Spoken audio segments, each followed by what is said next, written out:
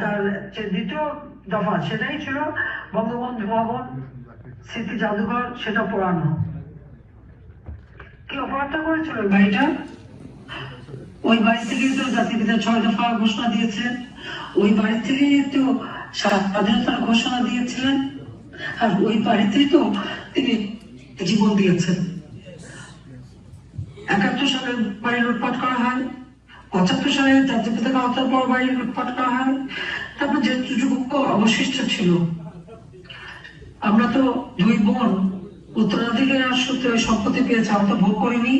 আমরা তো তার জনগণকে দান করে দিয়েছিলাম, বঙ্গবন্ধু স্মৃতি জাদুঘর সৃষ্টি করেছিলাম, বঙ্গবন্ধু মেমোরিয়াল ট্রাস্ট করে আমরা শত শত ছাত্রছাত্রীদের বৃত্তি দিতাম। আমরা আমাদের এই 21 আগস্ট আহত নিহত পরিবার, তাদেরকে প্রতি মাসে মাসোহারা দেওয়া, যারা দুস্থ তাদেরকে মাসোহারা আমরা দিতাম। আমরা জনগণকে দান করেছিলাম। আর পৃথিবীর কত বড় বড় নেতারা, দেশের রাষ্ট্রপ্রধান, সরকার প্রধান, তারা সবাই আসছে ওই বাড়িটা ভিজিট করেছে, দেখেছে। ওখানে চমৎকার হলোগ্রাম করে দিয়েছিলাম, যেন বঙ্গবন্ধুর 7 মাসে ভাষণ দেখা যেত।